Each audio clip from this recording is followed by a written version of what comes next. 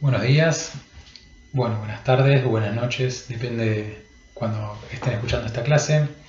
En la clase, esta es la primera clase práctica que vamos a tener, cambiando un poco la forma habitual que tenemos, a diferencia de las clases teóricas, en donde se supone que ustedes ya habrán leído o estarán leyendo los fallos que les tocará para cada una de las clases y también pensando en lo que va a ser el trabajo final. En la clase de hoy vamos a analizar, eh, a modo de introducción nomás, una serie de fallos vinculados con las problemáticas de las sanciones, por un lado, y con el delito de tortura. Los fallos lo tienen disponibles en la carpeta compartida. Vamos a ver, bueno, los fallos vinculados con las sanciones son Romero Cacharane, es un fallo de la Corte Suprema de Justicia de la Nación del 2003,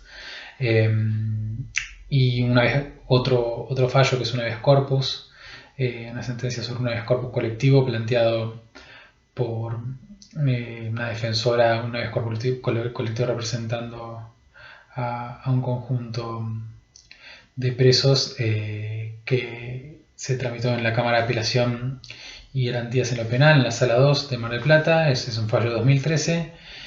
Y vamos a ver dos fallos con respecto al delito de tortura y las problemáticas de tortura, que es Barresi, que es un fallo de la Cámara Federal de Casación Penal, del 2015, y un fallo de la Corte Suprema de la Justicia de Buenos Aires, que es una sigla, digamos, se preserva la identidad de la víctima, que es LCA sobre imposición de torturas. Antes que nada, también un poco para romper el hielo, estuvimos o estamos en proceso de revisión de los exámenes que presentaron, en el Multiple Choice. En general, los que estamos corrigiendo en líneas generales están bastante bien. El sistema de evaluación era un tanto caprichoso a la hora de poner, o es un tanto caprichoso a la hora de poner las notas. En un choice es más difícil evaluar qué tanto se está comprendiendo de la materia y qué tanto es un poco de azar y de copiar y pegar, pero también es un poco caprichoso, por decirlo de alguna forma, la forma de evaluar, porque a las respuestas incorrectas restan. Entonces ahí juega un poco la estrategia de cada uno de ustedes, para decir qué respuesta deciden omitir, para no restar si no están muy seguros o muy seguras, o bueno, y en todo caso no sumar. Así que eso le aporta un poco una cuota de diversión a los exámenes, pero también hace, bueno, de que en algunos casos por ahí no tenían tantas respuestas incorrectas, pero las pocas que tuvieron restaron, entonces termina siendo una nota no tan alta. Pero como estuvimos intercambiando también con algunos mensajes con algunos alumnos y algunos alumnos, esta es la primera parte de la materia, es simplemente un control de lectura, es para ver si ya empezaron a empaparse, con respecto al tema, pero representa una parte muy pequeña de lo que va a ser la nota final de la materia. Que la parte más importante va a ser el trabajo final, así que todas las apuestas nuestras también están yendo hacia ahí, y esperamos que cuenten con tiempo y que disfruten un poco del proceso de hacer esos trabajos. Ya vieron los fallos que les tocó, así que bueno, pueden empezar a leerlos. Estas clases estimo que van a ayudarlos y ayudarlas un poco a pensar en cómo encarar en esos trabajos, pero la idea, como lo planteamos en la clase anterior, es que sean trabajos con una tutoría permanente, así que esto lo podemos realizar por distintos medios de comunicación, digamos, ¿no? A través de la mensajería podemos organizar reuniones de Zoom adicionales a las clases, o incluso así intercambiando mensajes grabados, en distinto tiempo. La clase de hoy, digamos, vamos a hacer una suerte de presentación de la temática y algunas cuestiones que a mí me parecían interesantes para resaltar. En primer lugar, como una forma crítica de ver los fallos, de evaluar lo que dicen los jueces y los tribunales y las juezas respecto del asunto que tienen para estudiar y cómo sentencian. Esto, digo, le va a servir para, son algunas clases, unas herramientas, digamos, para pensar o para cuestionar cómo es la forma en la cual entendemos que se resuelven los conflictos en la Argentina a través del sistema de administración de justicia. Digo, nuestro trabajo y el trabajo de ustedes de acá o a futuro, digo, si aún no están trabajando en nada que tenga que ver con la abogacía, en algún momento lo van a hacer, digo, nos vamos a recibir y así se resuelven las cosas, al menos desde el punto de vista formal y amparados en el derecho. Y en segundo lugar vamos a mencionar algunas cuestiones o algunos temas por arriba, un poco también sobre estos fallos, más que nada para no pisarnos con lo que va a ser el trabajo práctico. Recuerden que en algún punto tenemos como 3 instancias en las cuales procesar la información o vincular la información que se dicta en las clases o que se dictó en las clases teóricas y en la bibliografía reseñada con el trabajo final. Una es esta instancia, es la instancia de las clases prácticas en donde ustedes leen los fallos, yo doy una clase y hay luego un intercambio que en este caso lo vamos a hacer en forma diferida, digamos. Aquello que no se entienda de la clase de hoy con una previa lectura de los fallos, o de algunos de los fallos al menos, van a escribirme, me pueden escribir a través de la mensajería del campus o bien a través de los correos electrónicos que lo tienen ahí subido al campus de la página, a la página del campus. Una segunda instancia va a ser justamente el trabajo de tutorías.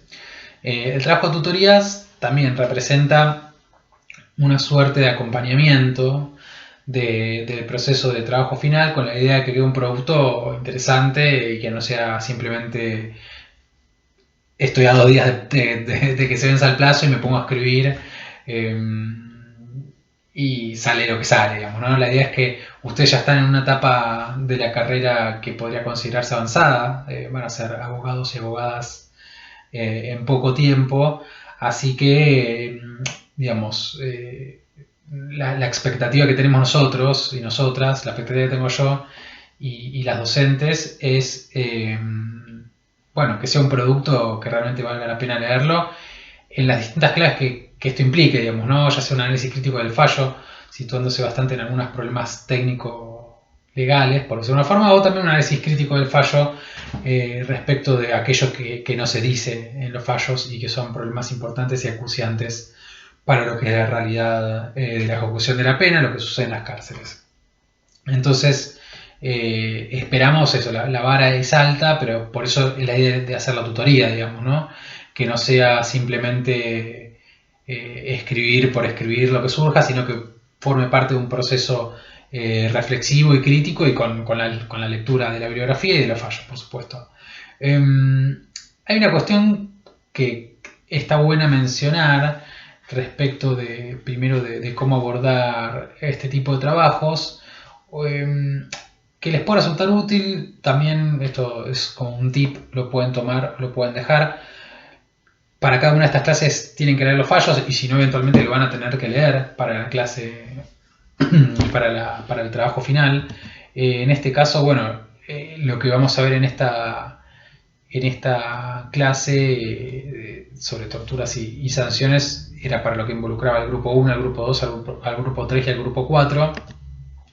Entonces un primer tip que me parecía bueno dar, un primer consejo que me parecía bueno dar en la clase de hoy, era, si tienen ganas, por supuesto, es que lean el otro fallo que no les tocó, digamos, ¿no? Por ejemplo, ¿a qué voy con esto? Esto lo digo incluso para el resto de los temas, ¿no? Para requisa, para DESC, para lo que fuera, digamos, ¿no?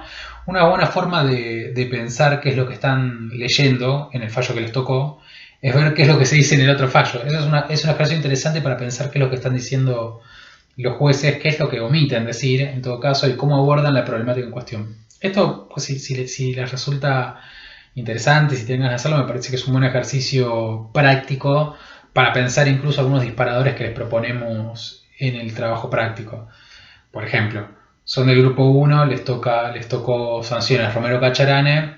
Lean también, si tienen ganas, Boeri, la de corpus colectivo, porque van a poder hacer como una suerte de contrapunto de lo que se dice uno y lo que se dice en otro. Esto es simplemente un consejo, pueden tomarlo o no. Una primera cuestión que ya sí para pensar específicamente estos fallos es que la tenemos que decir, es que son excepcionalidades, digamos. ¿Desde qué punto de vista?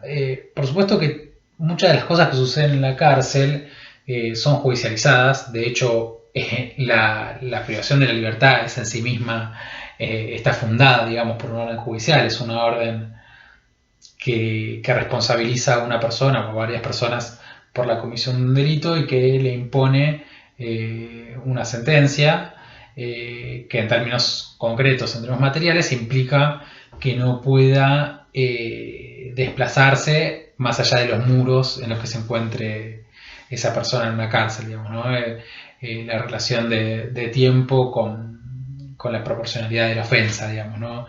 Determinado quantum de penas se supone que corresponde con el daño realizado por el autor del delito o por los autores del delito. Pero estas sentencias, estos fallos que estamos presentando en este seminario, son excepcionalidades desde el punto de vista que abordan el ejercicio de los derechos o la condena de los delitos, en el caso de los fallos de torturas, en forma muy excepcional. ¿Qué quiero decir con esto? En el caso de las sanciones está presente, pero es todavía más claro en el caso de las torturas, donde tenemos bastantes números para respaldar esto que voy a decir. No hay sentencias, o no hay muchas sentencias por condenatorias por delitos de torturas en la Argentina. Algo de esto yo voy a tratar tampoco no adelantarme o no quemar alguna de las cosas que les planteamos como posibilidades de análisis de los casos. Pero en el caso de la tortura esto se ve muy, muy evidente. Y aún incluso en Barresi, que tienen unas cosas técnicas interesantes que ahora voy a pasar a comentarles, no hay en general sentencias condenatorias por torturas. Barresi tiene otras cosas que igual también son interesantes, pero aún así hay pocas sentencias condenatorias más allá de la calificación legal. Esto se lo puedo representar en forma muy gráfica como un embudo, digamos, ¿no? En lo que es, por ejemplo, a nivel federal, es decir, dentro del ámbito del servicio penitenciario federal,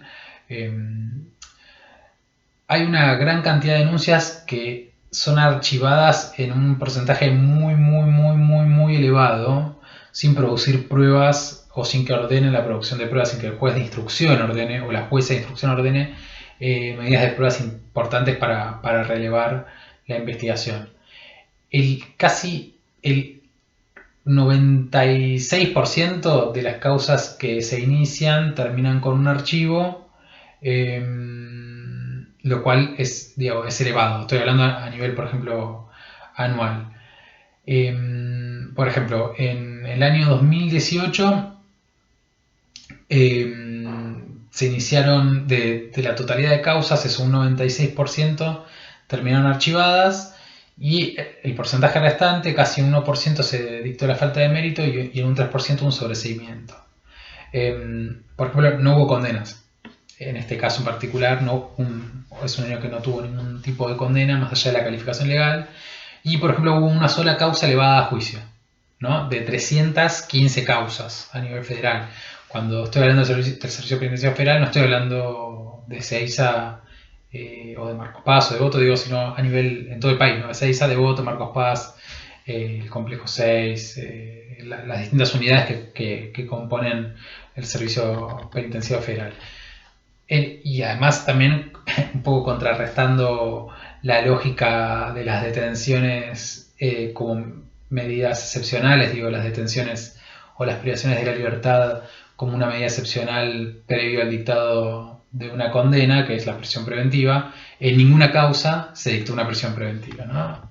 esto por decirlo un poco para contrarrestar lo que es la habitualidad de las causas o de las causas comunes, entre comillas, o de delitos considerados predatorios o callejeros, etcétera, con este tipo de causas que implican un nivel de complejidad importante en la investigación, por más de que no parezca tan así. Por lo pronto, a diferencia también de lo que sucede en muchos otros tipos de delitos, las investigaciones de muchos otros delitos, las víctimas permanecen bajo la custodia de sus agresores, por más de que incluso no sean sus agresores directos. En general, las personas que denuncian siguen estando presas, salvo en casos muy excepcionales. Algunas deciden hacer la denuncia con posterioridad a recuperar la libertad, pero en la mayoría de los casos deciden presentar una denuncia con todo lo que ello implica mientras se encuentran en la cárcel. Entonces esto plantea también un interrogante importante respecto de cómo es la tramitación de esas causas, ¿no? Y si existen algunas medidas de protección válidas para esas personas. Pero esto es lo que le digo en un sentido de embudo, digamos, ¿no? Hay una serie de denuncias con bastantes, digamos, año a año. Esto es el ejemplo del caso federal, pero si vemos en la provincia de Buenos Aires también hay muchas denuncias. Y bueno, muchas no es que terminan en una... No es que todas esas denuncias terminan en sentencias de absolución, que sería otro tema, digamos, ¿no? También, sino que muy pocas llegan a juicio. Y en general se terminan archivando antes. Y muy pocas, digo, es esto, poniendo este ejemplo, de 315 causas, una sola fue elevada a juicio. Y esa causa que fue elevada a juicio no había sido iniciada ese año, perdón. Como forma de aclarar eso. Entonces, digo, allí esa cuestión de embudo te habla un poco de cómo es el sistema con respecto a la investigación al sistema judicial con respecto a la investigación de estos casos. Entonces, esto que es una forma, digamos, crítica de empezar a considerar esta cuestión, no lo van a ver representado en las sentencias que les tocó, porque justamente las sentencias que les tocó hacen lo contrario. Son sentencias condenatorias o que confirman, en todo caso, porque son sentencias que no juzgan los hechos, sino que son de tribunales de alzada. Bueno, un caso es de la Corte Suprema de la Provincia de Buenos Aires y el otro caso es de la Cámara Federal de Casación Penal, en donde confirma, digamos, la sentencia. En el caso de las sanciones, lo que está en juego es otro tipo de cuestión, que es una cuestión más vinculada a el tipo de procedimiento formal que representa la sanción. Es en la naturaleza, digamos, la sanción, que constituye una sanción. Esto está muy claro en la discusión que se da en Romero Cacharane, donde también cuando van a leer el dictamen del procurador, van a observar que en realidad sugiere no desechar, digamos, la discusión sustancial, digamos, del caso bajo argumentos formales, y dice, bueno, y aún así, si no se consideran estos argumentos formales, tampoco está de acuerdo con la decisión que terminan tomando la mayoría después con distintos votos en el caso de Romero Cacharane. Ahí me parece que es importante eso, pensar en qué representa esa discusión sobre la naturaleza jurídica, y también tomando este fallo como excusa, hay ahí algo que está bueno hacerse el mapita. Yo le digo, esto también es como un consejo, pueden tomarlo o dejarlo, pero que está bueno para mí, antes de abordar y de leer desde la parte del derecho, digamos, qué es lo que dicen los jueces. Está bueno ver los roles que van teniendo para llegar a esa sentencia en las distintas partes, en las distintas etapas del proceso. Sobre todo porque la discusión jurídica, esto si ya están acostumbrados y acostumbradas a leer fallos, ya lo habrán notado, por momentos se hace bastante densa y bastante pesada, digamos, ¿no? Los jueces evidentemente hablan otro lenguaje. Yo no soy muy fanático incluso a la hora de presentar distintos escritos, piezas procesales, de extremar el lenguaje técnico, pero en los fallos está muy presente, digamos, si leen fallos, si tengo que leer sentencias, claramente es algo que si una persona no estudió derecho no podría entenderlos. Creo que hoy en día es igual, se está intentando transformar, al menos hay algunas experiencias vinculadas con juzgados que intentan, y jueces que intentan ser más claros utilizando un lenguaje menos técnico, pero por supuesto eso es un proceso muy largo todavía para pensar en que esté consolidado. Pero por eso, como consejo, si quieren tomarlo, es que se hagan un mapita de los actores que intervinieron en ese fallo, los que están interviniendo ahora. Es decir, por ejemplo, esto: tenés un procurador que dice una cosa y que es, si después le dan la razón o no los jueces de la corte, pero también en el pasado, ¿no? ¿Cuál fue la sentencia inicial del tribunal que condenó o absolvió lo que fuera? Y cómo fue elevado el recurso y en qué medida fue aceptado bueno, en este caso eso, por la Cámara antes que por la Corte. Eso me parece que es importante, porque si no nos perdemos muchas veces en las palabras. El apelante, la decisión de la quo, son como pequeñas terminologías jurídicas, técnicas que nos hacen un poco perder la cuestión. Entonces está bueno ahí el mapita. La síntesis de los hechos, que eso también se los incluimos, también es importante porque a veces se pierde incluso qué es lo que pasó. A mí, digo, pensando en esto de la cuestión técnica y la descripción de lo que sucede, van a ver que, una cosa es leer un libro, un capítulo de un libro de los temas que tenemos que presentamos respecto de la tortura, respecto de las sanciones o de los otros, y otra cosa leer la sentencia. Es difícil que encuentren, o muy pocas veces van a encontrar, una evaluación crítica de la realidad carcelaria a partir de un fallo, obviamente. Pero ahí está la astucia que pueden tener ustedes en vincularlo a la cuestión carcelaria en general, utilizando distintas fuentes, digo, ya sea parte de la bibliografía que les presentamos, pueden ser notas periodísticas, pueden ser estadísticas del sistema de estadísticas de la pena, de organismos, etcétera. Porque insisto que detrás de esas decisiones a veces se esconden cosas que nos dicen. Ahí hay un artículo que les quiero recomendar, que yo creo que ya les dije, por ese artículo me gusta mucho a la hora de pensar oblicuamente en cómo se producen verdades judiciales sobre la cárcel a partir de las sentencias, que es un artículo de Filippini que justamente habla de cómo en general el Servicio de Administración de Justicia Penal se desresponsabiliza de las personas que termina mandando a la cárcel, digamos, ¿no? Como pareciera que en el juzgamiento de los hechos, de los delitos, pareciera que la solución o el remedio de ese conflicto es la condena, o la absolución, digo, ¿no?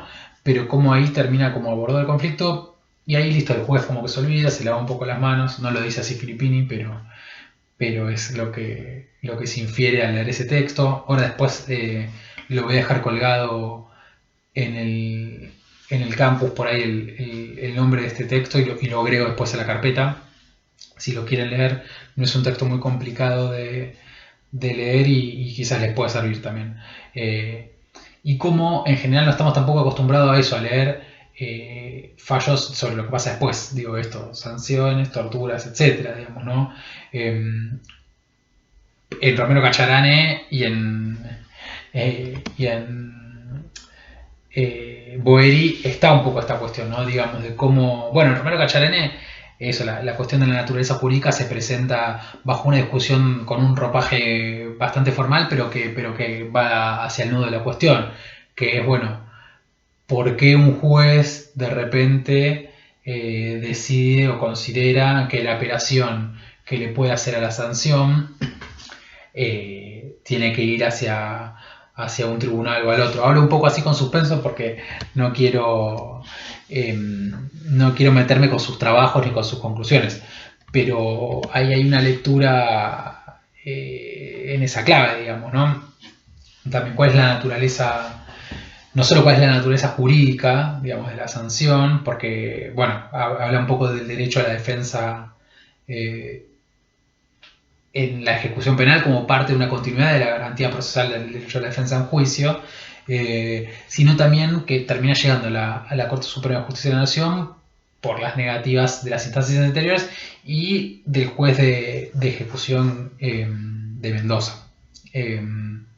Entonces, digo, ahí se presenta esta cuestión de cómo bajo el ropaje formal se dicen algunas cosas y no se dicen otras, y cómo aparentemente el juez que tendría que estar controlando cómo se ejecuta la pena de prisión en la cárcel y dentro de la ejecución de esta pena de la prisión está sin lugar a dudas lo que es el régimen disciplinario y la potestad de los servicios penitenciarios de sancionar frente a infracciones o faltas, pero digamos hasta qué punto llega eso a ser parte del control jurisdiccional de la persona que tiene justamente que encargarse de eso. Y ni hablar, esto no lo van a ver en ninguno de estos fallos, pero se los puedo decir por experiencia y también por algunos informes que hay que se pueden conseguir fáciles, ni hablar de cuando el control de la ejecución de esa pena aún no está en una etapa de ejecución. Es un abismo muy grande. El juez de ejecución por lo menos está un poco empapado, entre comillas, de estas cuestiones. En el caso de los juzgados, digamos, antes de que una persona sea condenada, el control judicial o el control de cómo se ejecuta esa pena o de las potestades que tiene el servicio penitenciario le corresponde al juez que entiende la causa. Es decir, si esa persona todavía no, o si la causa, digamos, por la que está imputada esa persona todavía no pasó una etapa de debate oral, el juez que controla la ejecución de lo que está sucediendo mientras tanto se sustancie el debate y tenga una condena es el juez de instrucción. Y en el caso de que esa persona ya esté en juicio oral, el tribunal que entiende en el juicio son quienes tienen que controlar lo que sucede con esa persona en la cárcel. Hay una diferencia muy grande ahí entre lo que llega a controlar un juez de ejecución y lo que llega a controlar un juzgado de instrucción o un tribunal. Esto un poco para no pegarle tanto a todos los jueces, sino solo a algunos. No voy a... la idea de esta clase es que sea como una suerte de presentación, así que no vamos a abordar en forma... No vamos a ir al hueso de la cuestión porque, insisto, esto va a quedar para los trabajos. Pero hay también otra cuestión interesante que les presentamos como las ideas que pueden contener, o que tienen que contener, perdón, en el trabajo, en la consigna, que es qué tipo de valoración crítica tienen ustedes del encuadre que tuvo el fallo. Y esto está bueno, y está bueno también, a mí me gusta también verlo en los casos que están presentados sobre torturas, en Barresi, aunque en realidad Barresi no es un caso, no es una condena de torturas, ¿no? Pero ¿cómo es? Barresi era un jefe de turno que fue condenado por lo que hicieron con una persona que estaba presa por una golpiza, sus subordinados, por decirlo de una forma, ¿no? El jefe de turno es el que debiera estar controlando lo que pasaba y fue condenado por eso. Lo pongo esto como ejemplo porque esa discusión está muy clara de cuál es el encuadre jurídico, digamos, tiene un encuadre jurídico particular este fallo que está bueno. Todos lo tienen, pero digo, pongo como ejemplo a Barresi porque está bueno discutirlo, ¿no? Y ustedes ahí pueden hacer una valoración crítica de ese encuadre, digamos, ¿no?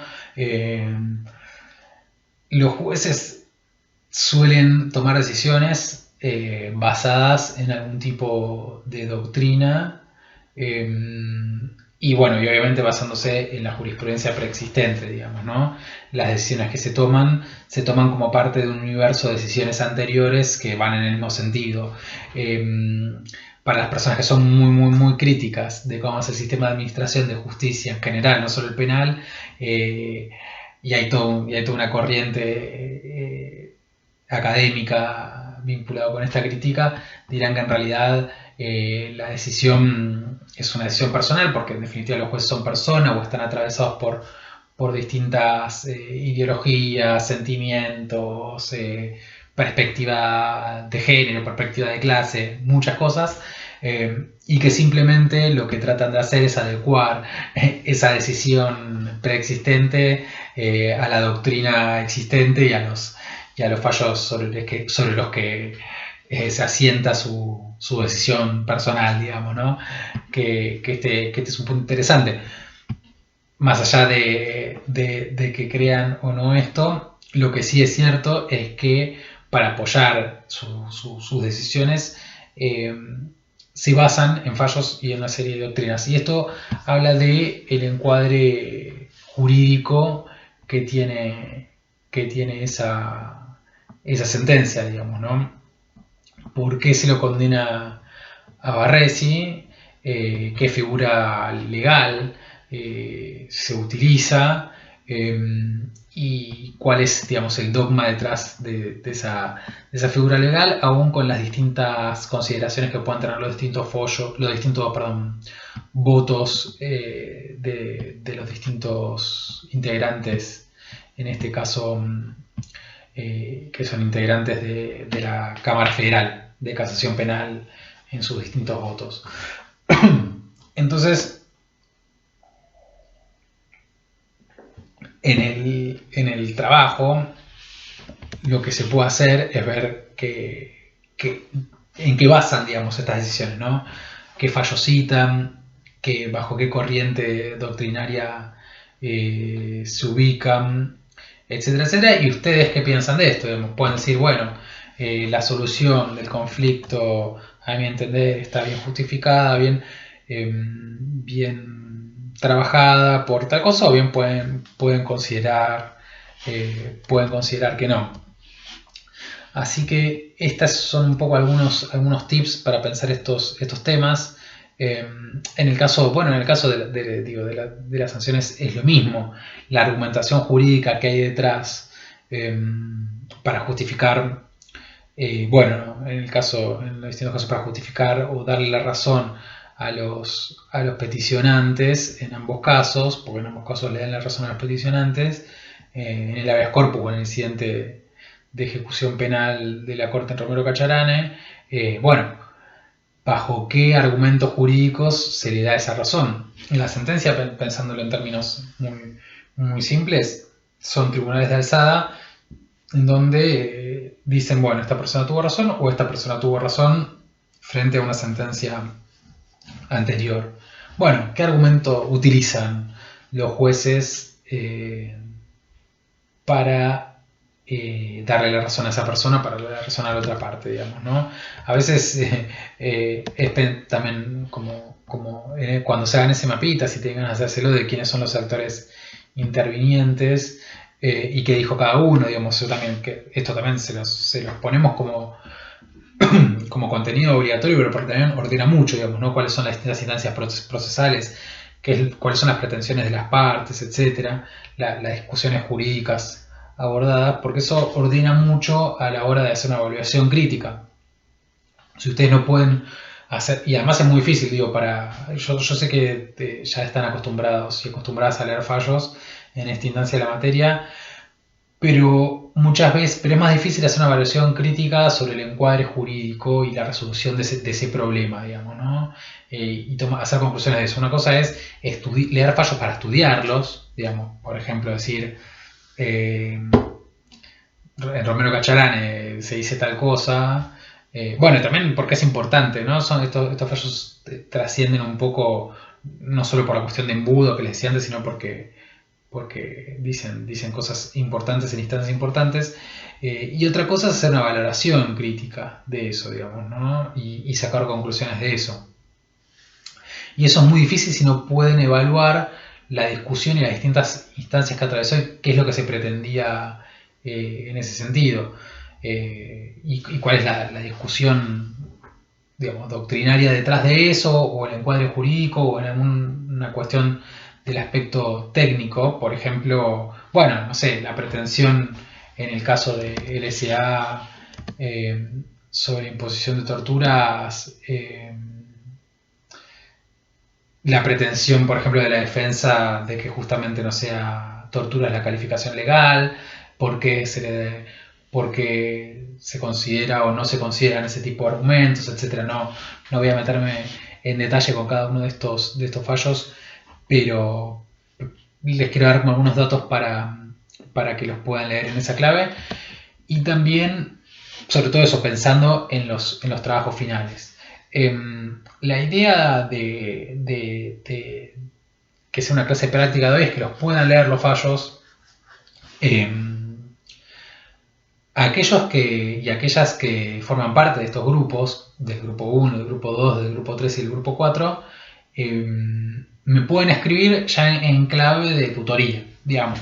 Por ejemplo, me pueden escribir ya pensando en hacer el trabajo final, pero el resto que no tiene estos fallos, digo, me pueden escribir ahora o más adelante, no hace falta que me escriban para el viernes, pero aquellos y aquellas que no les tocó estos fallos, pero les interesa el tema y creen que por tratar de no quemar mucho los trabajos finales no terminé diciendo muchas cosas, mi idea era hacer solo una presentación igual, y comentar unas problemáticas que son eso, oblicuas a los fallos, en realidad, esto de por qué la tortura no es juzgada en Argentina y muy pocas las contamos con los dedos de las manos las sentencias condenatorias, y por qué a veces, por ejemplo, hasta la discusión de la naturaleza jurídica de la sanción es importante que un caso haya llegado a la Corte Suprema y se haya expedido así.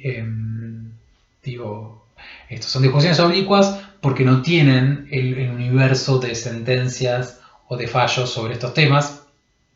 Entonces son excepciones. Me parece importante mencionarlo y presentar alguna cuestión, pero tampoco ir en profundidad. Pero para quienes no tienen que trabajar estos fallos en su trabajo final, también escríbanme y hagamos de esta clase un poquito más práctica, una ida y vuelta. Por supuesto, intenten leer los fallos para saldarse dudas. Me pueden escribir incluso por cosas que no haya abordado en esta clase y que sean específicamente los fallos, o pedidos de sugerencia sobre bibliografía vinculada, o lo que fuera.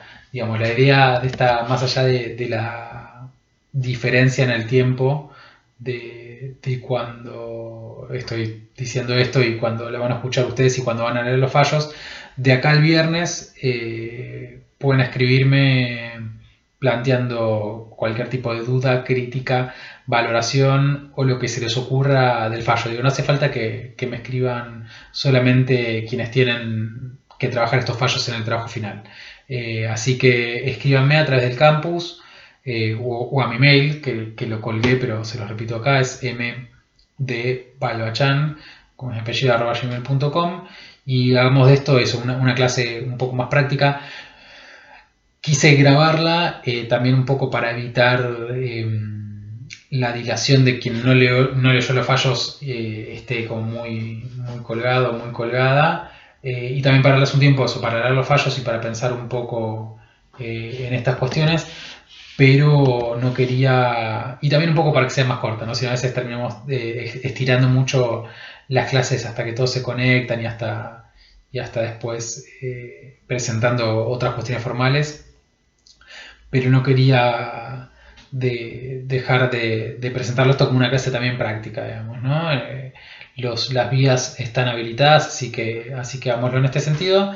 Y bueno, y espero que les haya parecido interesante y que puedan alimentar más dudas. Yo intenté abordar unos temas por arriba y oblicuamente, pero también intenté hacernos más preguntas, o dejar algunas preguntas planteadas sobre que a veces quienes estudiamos abogacía o quienes somos abogados las damos por naturalizadas respecto de cómo hablan los abogados, cómo hablan los jueces, y qué tipo de decisiones toman basadas en qué argumentos. Me parece que eso está bueno traerlo a colación porque somos evidentemente una rara clase de profesionales, nosotros y nosotras, los abogados y las abogadas, y hablamos de una forma que pareciera no estar dependiendo la vida de alguien de eso, ¿no?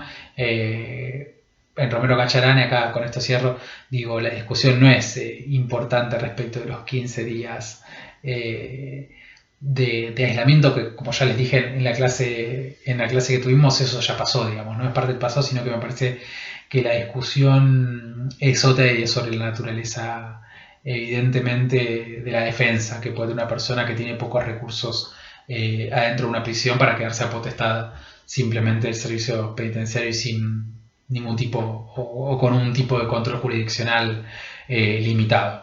Así que bueno, con esto cerramos. Espero que les haya resultado interesante y escríbanme para cualquier tipo de duda que les pueda surgir en los próximos días. Y bueno, gracias y estamos en contacto.